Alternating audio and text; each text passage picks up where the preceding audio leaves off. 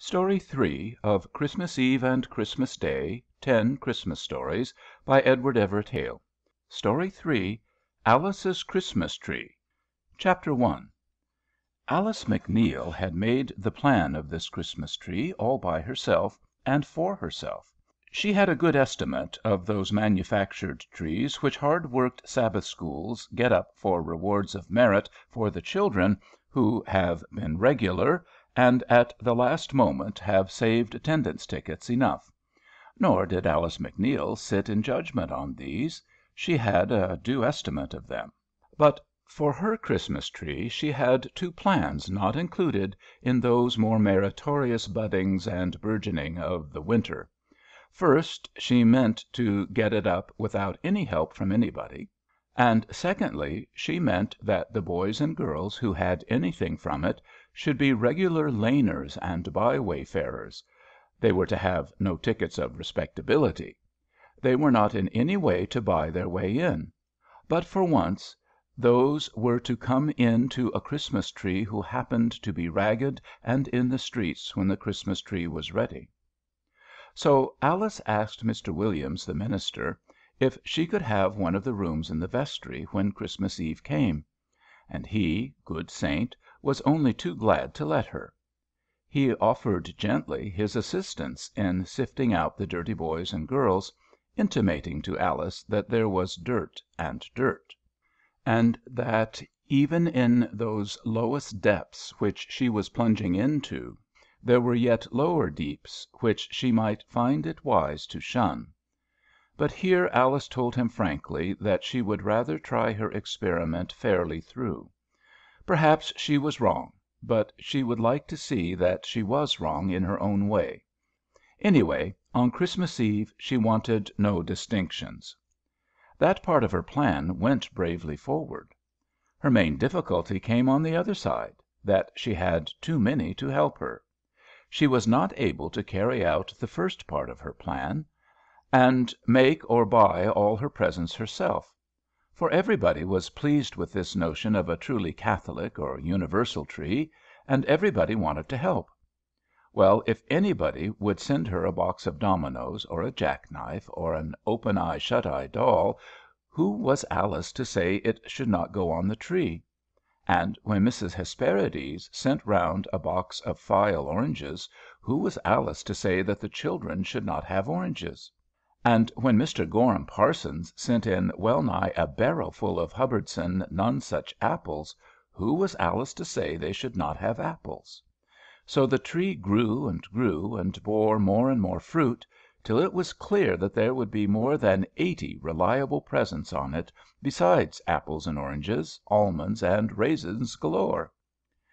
Now you see this was a very great enlargement of Alice's plan, and it brought her to grief, as you shall see. She had proposed a cozy little tree for 15 or 20 children. Well, if she had held to that, she would have had no more than she and Lily and Mr. Williams and Mr. Gilmore and John Flagg and I could have managed easily, particularly if mamma was there too. There would have been room enough in the chapel parlor, and it would have been, as I believe, just the pretty and cheerful Christmas jollity that Alice meant it should be. But when it came to 80 presents, and a company of 80 of the unwashed and unticketed, it became quite a different thing. For now Alice began to fear that there would not be children enough in the highways and byways, so she started herself, as evening drew on, with George, the old faithful black major domo, and she walked through the worst streets she knew anything of all those near the chapel, and whenever she saw a brat particularly dirty, or a group of brats particularly forlorn, she sailed up gallantly, and though she was frightened to death, she invited them to the tree. She gave little admittance cards that said 7 o'clock, Christmas Eve, 507 Livingston Avenue, for fear the children would not remember. And she told Mr. Flagg that he and Mr. Gilmore might take some cards and walk out toward Williamsburg and do the same thing, only they were to be sure that they asked the dirtiest and most forlorn children they saw. There was a friendly policeman with whom Alice had been brought into communication by the boys in her father's office, and he also was permitted to give notice of the tree.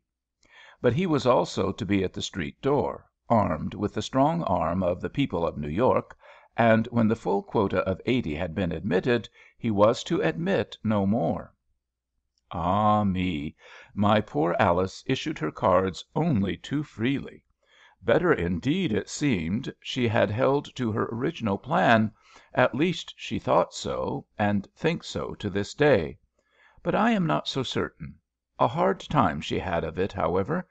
7:15 found the little Arabs in crowds around the door, with hundreds of others who thought they also were to find out what a free lunch was. The faithful officer Purdy was in attendance also. He passed in all who had the cards. He sent away legions, let me say, who had reason to dread him. But still there assembled a larger and larger throng about the door. Alice and Lily, and the young gentleman and Mrs. McNeil, were all at work upstairs, and the tree was a perfect beauty at last. They lighted up, and nothing could have been more lovely. "Let them in," said John Flagg, rushing to the door, where expectant knocks had been heard already. "Let them in. The smallest girls first." Smallest girls, indeed! The door swung open, and a tide of boy and girl, girl and boy big to hobbledehoydom, and girl big to young womandom, came surging in, wildly screaming, scolding, pushing, and pulling. Omitting the profanity, these are the Christmas carols that fell on Alice's ear. "Out of that! Take that, then! Who are you? Hold your jaw! Can't you behave decent? You lie! Get out of my light! Oh, dear, you killed me! Who's killed? Golly, see there! I say, ma'am, give me that pair of skates! Shut up!" And so on, the howls being more and more impertinent as the shepherds, who had come to adore, became more and more used to the position they were in. Young Gilmore, who was willing to oblige Alice, but was not going to stand any nonsense, and would have willingly knocked the heads together of any 5 couples of this rebel rout, mounted on a corner of the railing, which, by Mr. Williams's prescience, had been built around the tree, and addressed the riotous assembly. They stopped to hear him, supposing he was to deliver the gifts to which they had been summoned. He told them pretty roundly that if they did not keep the peace and stop crowding and yelling, they would all be turned out of doors; that they were to pass the little girls and boys forward first, and that nobody would have anything to eat until this was done. Some approach to obedience followed. A few little waifs were found, who in decency could be called little girls and boys. But, alas, as she looked down from her chair, Alice felt as if most of her guests looked like shameless, hulking big boys and big girls, only too well fitted to grapple with the world, and only too eager to accept its gifts without grappling. She and Lily tried to forget this. They kissed a few little girls, and saw the faintest gleam of pleasure on 1 or 2 little faces. But there also the pleasure was almost extinct, in fear of the big boys and big girls howling around. So the howling began again as the distribution went forward. "Give me that jackknife! I say, mister, I'm as big as he is. He had one before and hid it. Be down, Tom Mulligan! Get off that fence or I'll hide you. I don't want the book. Give me them skates. You shan't have the skates. I'll have 'em myself." And so on.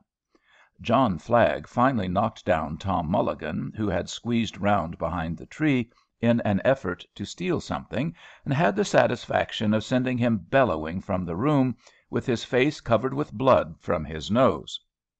Gilmore, meanwhile, was rapidly distributing an orange and an apple to each, which, while the oranges were sucked, gave a moment's quiet. Alice and the ladies, badly frightened, were stripping the tree as fast as they could, and at last announced that it was all clear, with almost as eager joy as half an hour before they had announced that it was all full. "There's a candy horn on top. Give me that.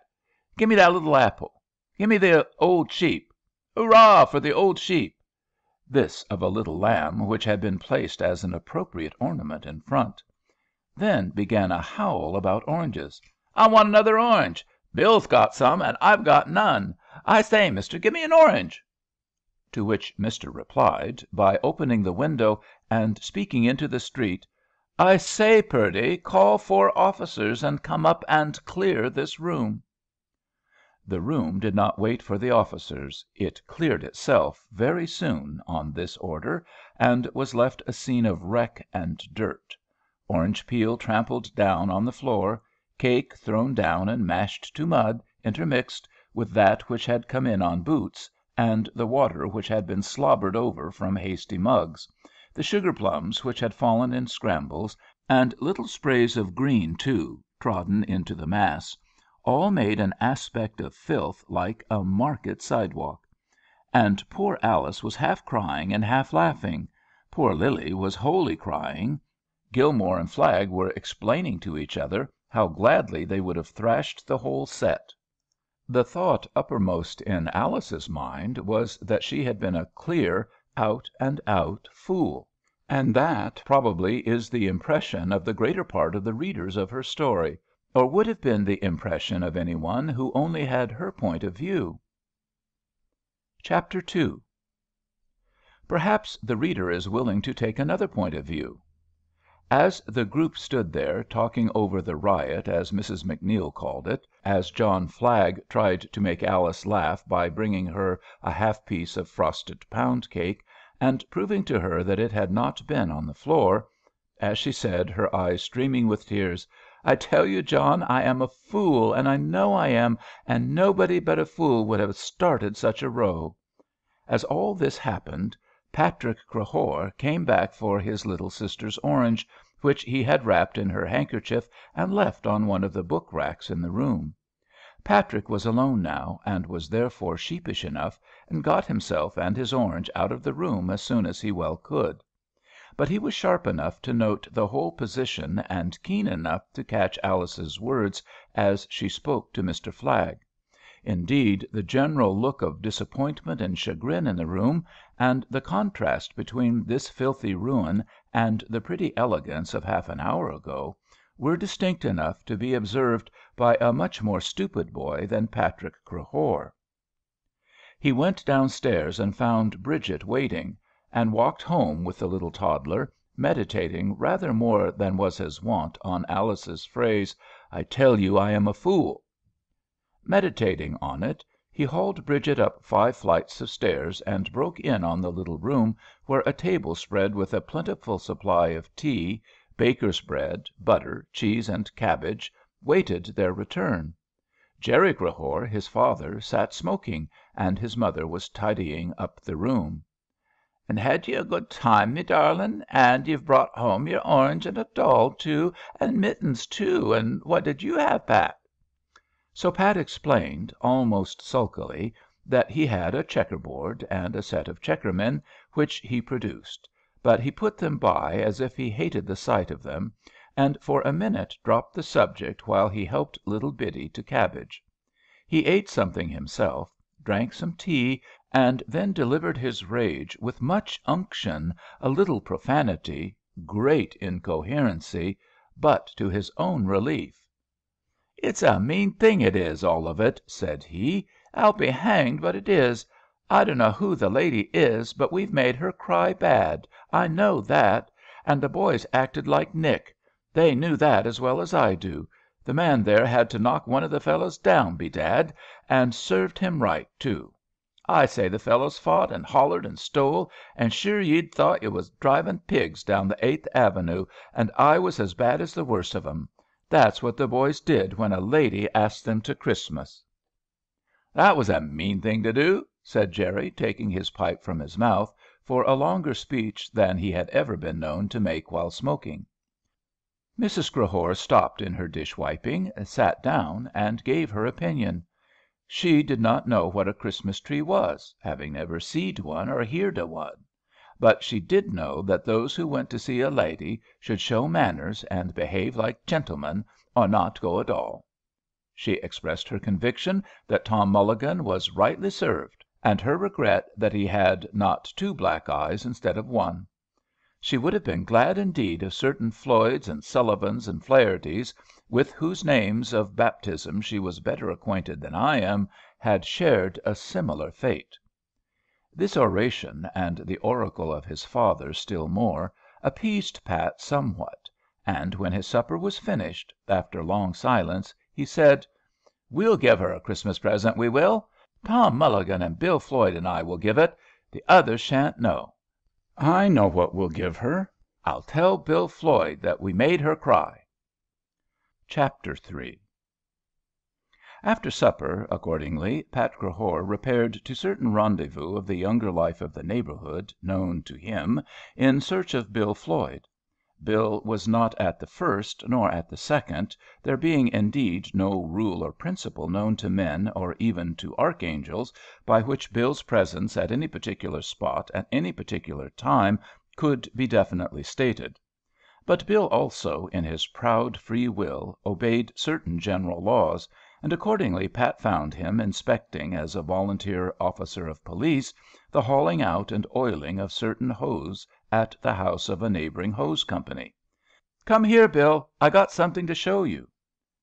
Bill had already carried home and put in safe keeping a copy of Rutledge's Robinson Crusoe, which had been given to him.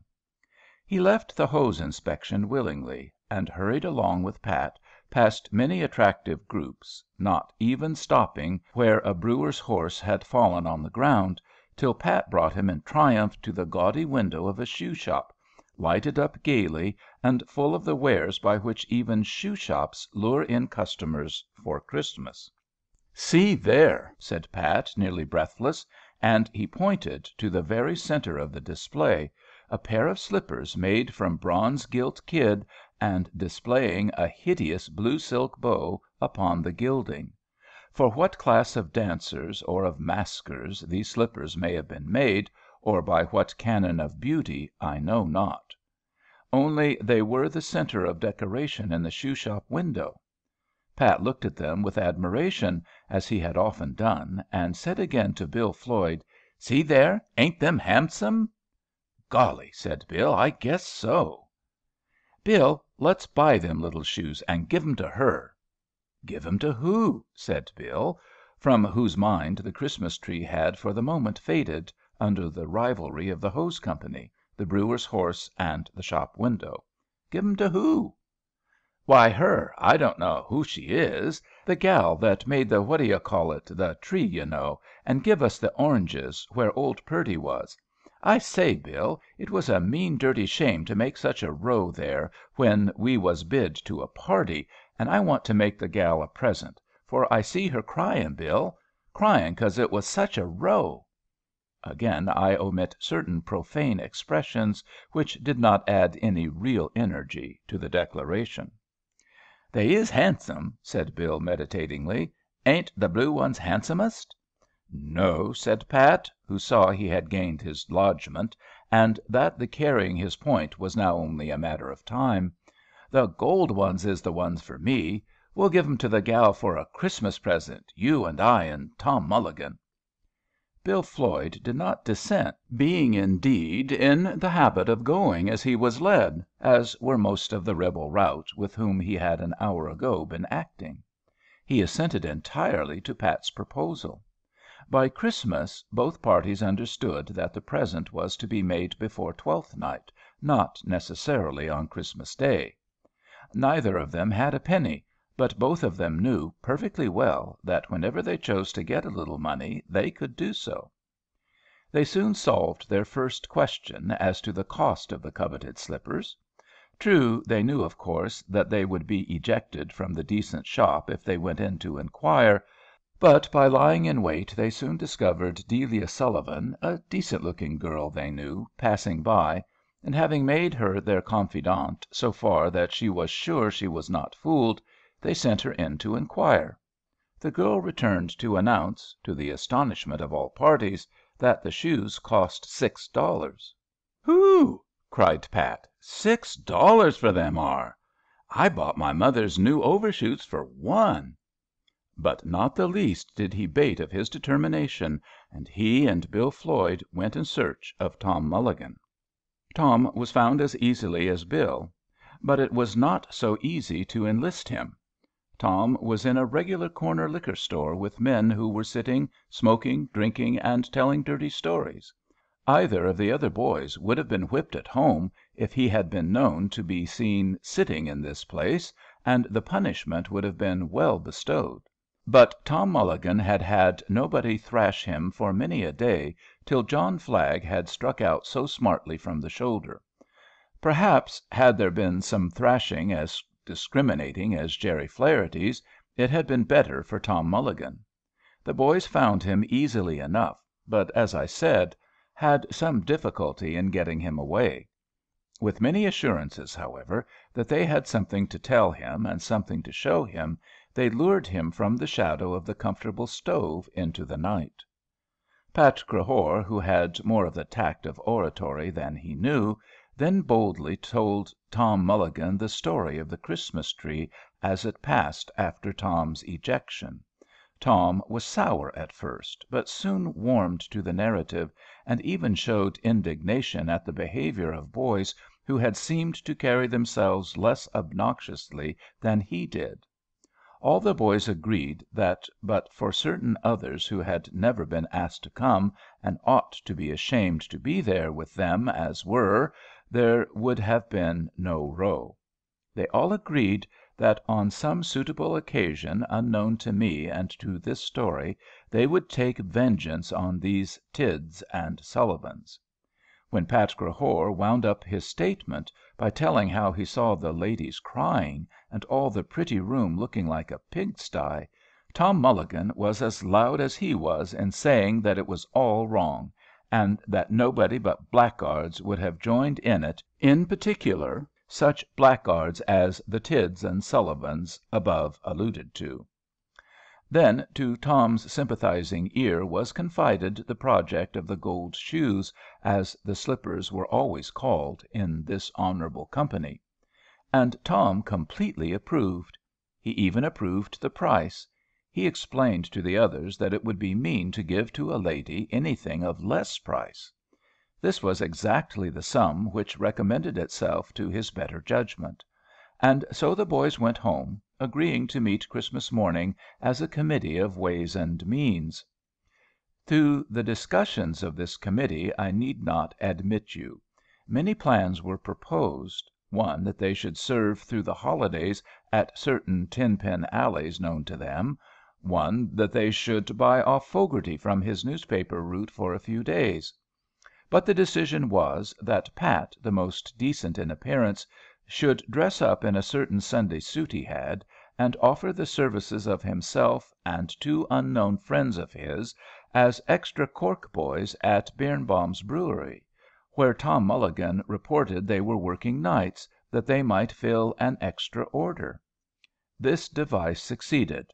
Pat and his friends were put on duty for trial on the night of the 26th, and the foreman of the corking room being satisfied, they retained their engagements till New Year's Eve, when they were paid $3 each, and resigned their positions. "Let's buy her 3 shoes," said Bill, in enthusiasm at their success. But this proposal was rejected. Each of the other boys had a private plan for an extra present to her by this time. The sacred $6 was folded up in a bit of straw paper from the brewery, and the young gentlemen went home to make their toilettes, a process they had had no chance to go through on Christmas Eve. After this there was really no difficulty about their going into the shoe shop, and none about consummating the purchase, to the utter astonishment of the dealer. The gold shoes were bought, and rolled up in paper, and ready for delivery. Bill Floyd had meanwhile learned by inquiry at the chapel where she lived, though there were doubts whether any of them knew her name. The others rejected his proposals that they should take street cars, and they boldly pushed afoot up to Clinton Avenue, and rang, not without terror, at the door. Terror did not diminish when Black George appeared, whose acquaintance they had made at the tree. but fortunately George did not recognize them in their apparel of elegance. When they asked for the lady that gave the tree, he bade them wait a minute, and in less than a minute Alice came running out to meet them. To the boys' great delight, she was not crying now. "If you please, ma'am," said Tom, who had been commissioned as spokesman, "if you please, them's our Christmas present to you, ma'am. Them's gold shoes. And please, ma'am, we're very sorry there was such a row at the Christmas, ma'am. It was mean, ma'am. Good bye, ma'am." Alice's eyes were opening wider and wider, nor at this moment did she understand. Gold shoes and row on the Christmas stuck by her, however, and she understood there was a present. So of course she said the right thing, by accident, and did the right thing, being a lady through and through. "No, you must not go away. Come in, boys, come in. I did not know you, you know," as how should she? "Come in and sit down." "Can't you take off your hat?" said Tom, in an aside to Pat, who had neglected this reverence as he entered; and Tom was thus a little established in his own esteem.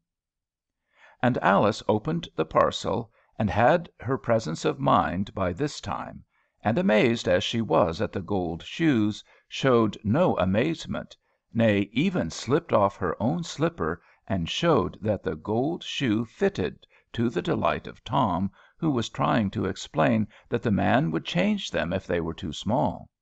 She found an apple for each boy, thanked and praised each one separately, and the interview would have been perfect had she not innocently asked Tom what was the matter with his eye. Tom's eye! Why, it was the black eye John Flagg gave him. I am sorry to say Bill Floyd sniggered, but Pat came to the front this time, and said a man hurt him. Then Alice produced some mittens which had been left, and asked whose those were; but the boys did not know.